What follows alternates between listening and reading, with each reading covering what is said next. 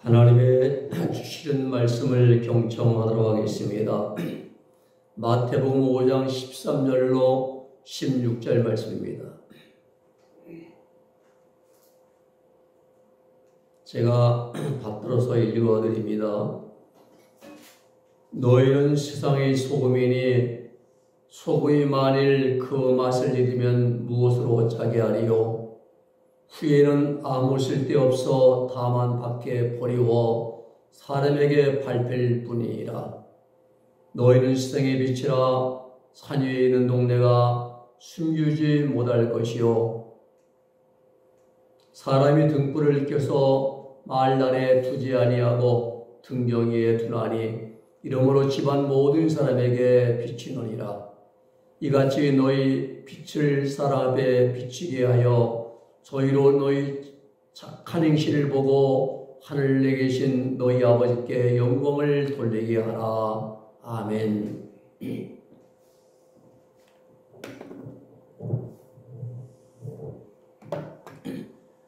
오늘 말씀은 성도의 2대 사명입니다. 우리가 1960년대 초등학교를 다니는 그 사람들은 아주 다 잘 알고 있는 일이 한 가지가 있습니다. 나는 민족 중흥의 역사적 사명을 띠고 이 땅에 태어났다 라고 시작하는 국민교육 헌장입니다. 총 393자 있어요. 이걸 외워서 이제 초등학교, 국민학교, 중학교 다 시험 봤어요. 다 써야 됩니다. 1968년 12월 5일에 선포가 되었습니다. 여기서 중심이 되는 내용, 핵심 내용이 사명입니다. 사명. 나는 민족 중흥의 역사적 사명을 띠고, 이 말이에요. 무엇입니까? 사명입니다. 동서고금을 막론하고 예수님 믿고 구원받은 사람들의 신앙생활의 유형이 대략 세 가지로 나타납니다. 첫째는 죄로 물들어 이제 물든 세상에 대하여 문을 굳게 걸어 잠그고 특정 교회나 단체나 또 자신이 소속된 그러한 구성원들과만 대화하면서 신앙을 지켜나가는 사람들이 있었습니다. 이들은 이제 청빈생활, 고행, 극기, 또 금식, 묵상, 기도, 철저한 금욕생활, 이런 것들을 성무일과로 삼고 생활했습니다. 이런 분들이 중세에 아주 많이 배출되었습니다. 중세 수도원에서 많이 배출되지요. 그리고 프린스들과 성인들 가운데서 많이 나타났습니다. 또 한 부류는 죄악된 세상에 쉽게 동화됩니다. 채속에 편승해가지고 가시적으로 보여지는 물량적이고 외형적인 것, 큰 교회 큰 건물 지어야 되고 성도 숫자 많아야 되고 헌금을 많이 이제 나와야 되고 막대한 사례 받아야 되고, 이런 것들을 신앙의 잣대로 삼는 부류가 있습니다. 이런 자들은 아마 세상 속에서 뱀같이 지혜로운지를 몰라도 성경의 가르침과는 너무 동떨어진 신앙관을 가지고 사는 자들, 현대교회의 기복주의자의 그런 자들입니다. 또 한 부류는, 세 번째는 세상 속에서 살아가되 죄악된 세상에 물들지 않고 오히려 죄로 물든 세상을 변혁시켜 나가는 사람들이 있습니다. 이런 극소수의 사람들입니다. 마더 테레사 수녀 같은 분들이죠. 하천 붕원, 썬더싱, 웨슬레, 칼빈, 루터, 이용도 목사님, 손야호 목사님, 주실 목사님, 이런 분들입니다. 오늘 본문에서는 너희는 세상의 빛과 소금이라 이렇게 말씀을 주십니다. 개인적인 신앙생활의 진보와 영적 생활을 위해서는 가장 좋은 방법은 수도생활입니다. 세속에서 떨어져가지고 멀리 떨어져서 하나님의 말씀을 묵상하고 하나님과 대화하며 기도하고 교제하면서 이 수도생활이 가장 좋아요. 그래서 중세 시대에 가장 많이 발달한 것이 수도원 운동이었습니다. 죄의 집과 죄악된 그러한 시속을 떠나서 산속으로 또는 깊은 그러한 사막의 깊은 곳으로 가서 오로지 수도생활에 정진함으로써 예수님과 1대1의 깊은 만남과 대화를 이제 이어갔습니다. 이런 분들이 바로 교부들이었고 또 수도들이었고 성인들입니다. 중세시대의 성인들이 가장 많이 배출된 이유가 바로 여기에 있습니다. 그럼 오늘 본문에서 주님이 말씀하시는 세상의 빛과 소금은 수생활보다는 세상 속에서 사람들과 같이 함께 살아가면서 그 가운데서 빛된 삶으로 그리고 변화없는 소금 같은 믿음으로 덕을 세우고 본을 보이는 그러한 보이라는 말씀으로 우리는 받아들여야 할 것입니다. 오늘 아침에 주님이 주신 명령은 우리 그리스도인들의 사명입니다. 사명의 사전적 의미는 맡겨진 임무, 미션이죠. 네. 맡겨진 임무, 사시나 사절, 이런 이제 사절이 받은 명령이 바로 사명입니다. 그렇습니다. 우리는 예수의 십자가의 속죄 은총으로 구원받은 그러한 믿음으로 구원 성도들은 모두가 다 사명이 있습니다. 임무가 있습니다. 우리 그리스도인들 사명은 두 가지입니다. 첫째, 오늘 말씀을 통해서 소금의 사명입니다. 우리 그리스도인들에게는 개인의 영성생활 진보, 영성생활의 진보를 위해서는 세상과 탐을 쌓고 금욕적이고 수도적인 삶을 살아가는 것이 아마 좋을 것입니다.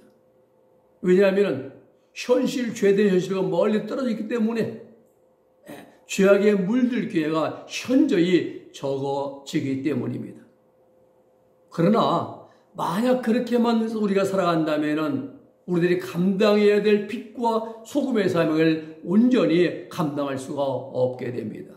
그래서 성도들은 산속이 아니라 내가 속한 이 세상 속에서 빛의 열매를 맺어가고 소금의 사명을 감당해 가는 자들이 되기를 힘써야 됩니다.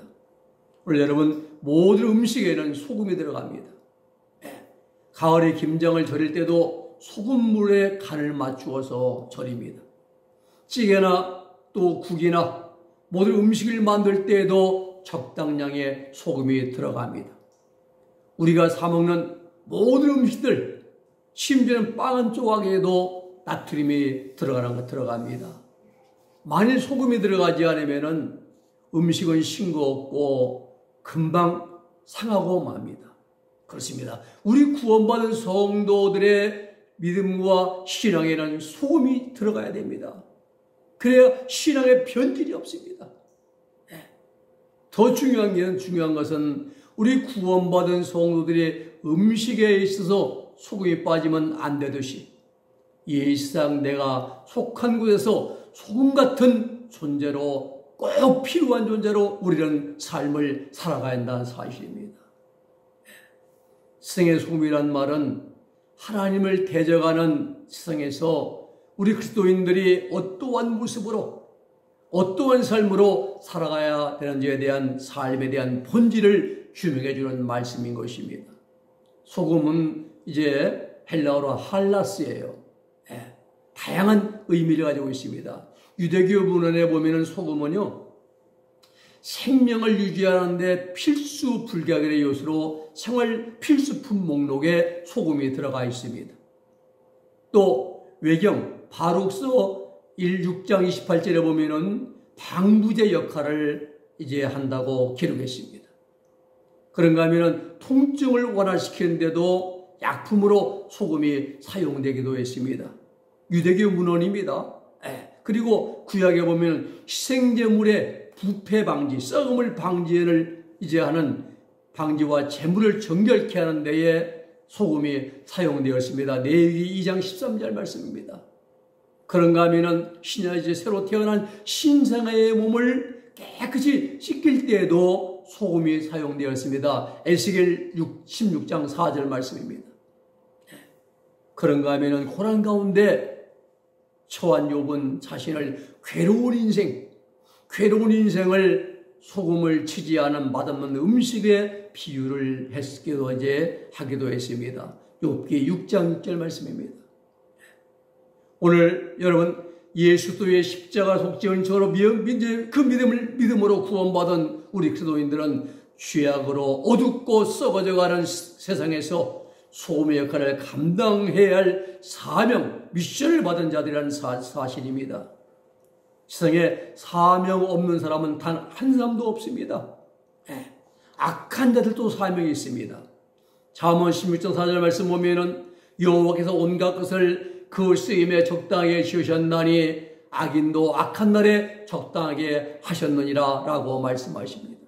악인들도 악한 자도 하나님 필요해서 악한 날에 쓰시려고 지음받았다. 악한 자도 사명이 있어요. 근데 사명이 악한 일의 사명이죠. 소경도 사명이 있습니다. 눈먼 소경 디틀로스. 요한복음 9장 1절 3절의 말씀 보면은 예수님이 길 가실 때 한 소경을 만납니다. 근데 제자들이 묻습니다. 이 소경된 자가 자기의 죄입니까? 아니면 부모의 죄입니까? 물을 때에 예수님이 답변하시기를 이 사람이나 그 부모가 죄를 범한 것이 아니라 그에게서 하나님이 하신 일을 나타내고자 하심이라. 하나님의 영광을 드러내는 그러한 사명이 소경에게 있었습니다. 인류의 시조인 아담도 이제 사명이 있었잖아요. 에덴 동산에 관리하는 사명이었습니다. 네, 그렇습니다. 세상 모든 사람들은 다 사명이 있습니다.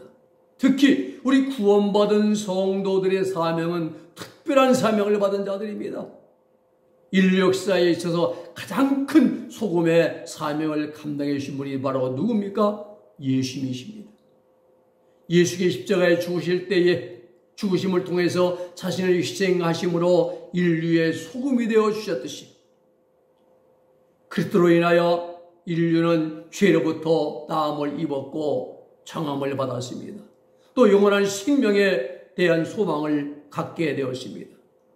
예수님을 통하여 생명의 구원을 받은 성도들은 이제는 죄된 삶이 아닌 구별된 삶을 살아가야만 되는 것입니다. 세상과 구별된 삶을 통해서 죄악으로 썩어가는 세상에서 소금의 역할을 감당해야 합니다. 예수들을 본받아 세상 속에 스며들어가 소금의 사명을 소금은 녹아야 돼요. 녹아야 자기의 사명을 다하는 겁니다. 녹아져서 짠맛을 내야 되는 것입니다. 우리 세상 속에 스며들어가서 우리가 소금의 사명을 다해야 됩니다. 소금은 생명을 살립니다. 소금은 사람을 변화시켜줍니다. 소금은 죄악으로 물든 사람들을 새롭게 붙들어주고 세워줍니다. 그러면 성도들은 음식에 있어도 안 될 소금과 같이 이 세상에서 꼭 필요한 존재로 우리는 삶을 살아가야만 하는 것입니다. 다른 사람들을 가르치기보다는 내가 먼저 내 자신의 믿음과 신앙을 바르게 지켜 행하면 우리의 모습에서 소금의 짠맛이 나게 되는 것이에요. 바른 우리 은혜에게 모든 우리 작은 자들의 삶을 통해서 다른 사람들의 부패해가고 썩어져가는 마음계시를 조금이라도 방지할 수 있다고 한다면 그것으로 우리는 대성공을 거둘 것입니다. 처음부터 큰 것을 찾고 많은 일을 하기보다는 내 작은 삶 속에서 우리 언어에서 우리 행실에서 우리 모든 행동에서 예수님을 본받는 삶을 살아감으로 우리가 작은 하늘의 소금의 사명을 잘 감당해 나가는 우리 모두가 될 수 있기를 주님의 이름으로 부탁을 드립니다. 두 번째는 빛의 사명 감당입니다. 빛의 사명 감당이에요. 오늘 보면은 너희는 쉬메이스, 너희는 코스모스, 세상의 포스, 빛이라 했어요. 너희는 세상의 빛이라. 주님은 제 아들을 한마디로 세상의 소금일 뿐만이 아니라 또한 너희는 세상의 빛이라 라고 말씀하십니다. 빛 포스는요, 성경에서 매우 은유적인 그러한 표현인 것입니다. 구약에서요, 히브리에서 빛에 대한 단어는 언제 오른데 바로 하나님의 속성으로 나타납니다. 하나님의 속성. 시편 104편 2절의 말씀 보면은 주께서 옷을 입은 같이 빛을 입으시며 라고 합니다. 하나님이 옷을 입은 같이 빛을 입으신다는 거예요. 그리고 하늘을 휘장같이 주시며 라고 했어요. 또 종말론적인 의미에서도 하나님은 빛으로 묘사가 되고 있습니다. 이사야 60장 19절의 말입니다. 요한일서 1장 5절에는 하나님은 빛이시라 라고 말씀하십니다. 사도 요한의 말씀이죠. 또 요한복음 1장 7절에도 예수가 빛이시며 하나님께서 그리스도를 통해서 어두운 세상의 죄성에 빛을 비춰주셨다라고 말씀하십니다. 쿰난 공동체죠. 초대교회 속에 자신들을 이제 일컬어서 빛의 아들들이라고 그들은 불렀습니다. 이사야 선지자는 이스라엘 백성들을 이방의 빛이라고 그렇게 선포했습니다. 이사야 42장 6절 말씀입니다. 또 바울은 예수 그리스도를 믿음으로 구원받은 성도들을 빛의 자녀들이라고 이제 에베소 5장 8절 또 고린도서 5장 6절에 5장 5절에 말씀하고 있습니다. 자, 그러면 우리 시대에는 우리 시대에는 누가 어떤 사람들이 빛인가를 알아야죠. 우리 시대에는 누가 빛입니까? 구원받은 성도들이 빛인 것입니다. 그렇다면 우리는 이제 우리의 무엇을 빛이라고 말하는가? 이게 중요합니다. 이 빛이라는 것은요, 우리가 태양빛도 빛입니다. 이 전기 불빛도 빛입니다. 그러나 이런 것이 아닙니다. 오늘 본문에서 말씀하는 빛이 무엇인가를 알아야 하는데, 교만한 자리에서 겸손한 모습이 바로 빛입니다. 포악한 환경에서 온유한 태도를 취하는 것이 빛인 것입니다. 미움의 환경에서 사랑과 용서를 베푸는 그런 아름다운 일심의 인격과 삶을 본받아 실천하는 것이 바로 빛인 것입니다. 오늘 본문의 말씀은 뭐예요? 일심의 인격을 본받고 일심 아름다운 삶을 본받아 실천하는 것이 바로 빛이라고 말씀합니다. 오늘 성도 여러분, 성경 전체는 빛에 대한 말씀으로 다 기록이 되어 있습니다. 구약엔 초림하셔서 인간 구원을 위해서 희생당하실 예수님의 빛된 아버지 그 모습에 대하고, 신약에는 사복음서는 예수님이 빛 대신 예수님의 이제 삶 전체를 기록해 놓은 것이 사복음서입니다. 그리고 사도행전부터 계시록까지는 그 빛 대신 예수님을 본받아서 우리가 어떻게 빛을 우리가 바라면서 살아야 할 것인가, 구체적으로 빛을 실천하는데 필요한 말씀들이 기록이 된 것이 바로 이제 사도행전부터 이하의 말씀이에요. 초대교회는 예수님을 본받아서 살아가려고 몸부림치면서 그런 빛된 삶의 초대교회에 있었습니다. 현대교회는 정욕을 즐깁니다. 적당하게 살아갑니다. 그 세상을 추구하면서 빛의 어둠 속을 방황하고 있습니다. 그러면 무엇이 빛인가? 요한일서 5장 1장 5절에 보면 바로 핵심입니다. 우리가 저에게서 듣고 너에게 전한 소식이 이것이니 곧 하나님은 빛이시라. 그에게는 어둠이 조금도 없으시니라 라고 말씀하십니다. 하나님은 빛이시라. 어둠이 조금도 없으시라. 빛 대신 하나님의 말씀을 따라 살아가는 삶이 바로 밝은 빛된 삶이란 거예요. 여러분, 빛된 삶이 뭐예요? 하나님 말씀대로 살아가는 삶이 빛된 삶입니다. 우리 경건한 삶이 뭡니까? 생활 속에서 예수님을 주목하며 살아가는 삶이 바로 경건인 겁니다. 경건의 삶이에요. 우리 절제하잖아요. 절제도 남에게 보이려고 절제하는 것이 아니라 주님을 사랑하기 때문에 절제하는 게 바로 빛인 것입니다. 기도만 한다고 해서 기도만 한다고 해서 경건한 것이 아닙니다. 기도한 대로 행하는 삶이 경건이고 거기서 빛이 나온 것이고 거기서 열매가 맺혀지는 것입니다. 요한복음 1장 9절에도 빛 대신 예수님이라 삼빛, 사람에게 비추시는 빛이시라 말씀합니다. 예수님이. 요한복음 8장 12절에 주님 말씀하시죠. 난 세상의 빛이다 라고 말씀하십니다. 요한복음 12장 46절에 말씀하시기를 나는 세상의 빛으로 오셨다고 말씀하십니다. 이렇게 하나님과 예수님이 빛이시고 그 빛 대신 하나님과 예수님을 본받아 살아가는 삶인 것이 구원받은 성도들의 밝은 빛된 삶인 것입니다. 교회는 빛을 증거하는 곳이 되어야 됩니다. 그래야 성도들의 삶이 빠르게 이제 빛된 삶으로 우리가 바꿔져 갑니다. 하나님의 밝은 빛이 증거되면은 성도들의 영적 성장이 빠르게 신앙지에 성장하게 되는 반면에 하나님의 말씀이 빛이 흐리게 증거되는 교회는 헌금만이 나오고 기적이 일어나고 각종 은사가 나타난다고 할지라도 성도들의 영적 성장은 매우 느리게 되고 초보적인 신의 경지를 벗어나지를 못하게 되는 것입니다. 영적인 어린아이가 되고 마는 것이에요. 성경에서의 밝은 빛은 예수님의 말씀과 인격을 통해서 표현되고 있습니다. 에베소 5장 8절로 9절의 말씀 보면은 너희가 전에는 어둠이더니 이제는 주 안에서 빛이라 빛의 자녀들처럼 행하라. 빛의 열매는 모든 착함과 그리고 의로움과 진실함에 있느니라 말씀하십니다. 그렇습니다. 우리는 이렇게 하나님의 말씀을 순종해서 예수님의 말씀을 우리가 의지해서 착하게 의롭게 정결하게 진실되게 살아감으로 우리의 삶을 통해서 빛이 드러나고 그 빛이 세상을 정화시키고 많은 사람들에게 빛을 그러한 그런 이제 빛된 삶을 살아가는 우리 모두가 되기를 심사할 줄로 믿습니다. 말씀을 연계합니다. 우리 구원받은 성도들은 세상에서 빛이 되어야 됩니다. 빛을 발해야 되는 것입니다. 우리 마음과 행실과 인격과 생활 구석구석에서 빛된 삶을 우리는 살아가야 되는 것입니다.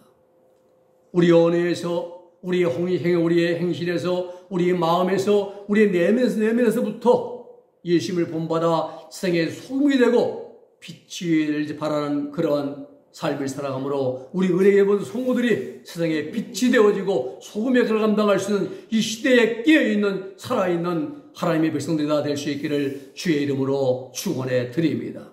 기도하겠습니다. 거룩하신 아버지 하나님 감사합니다.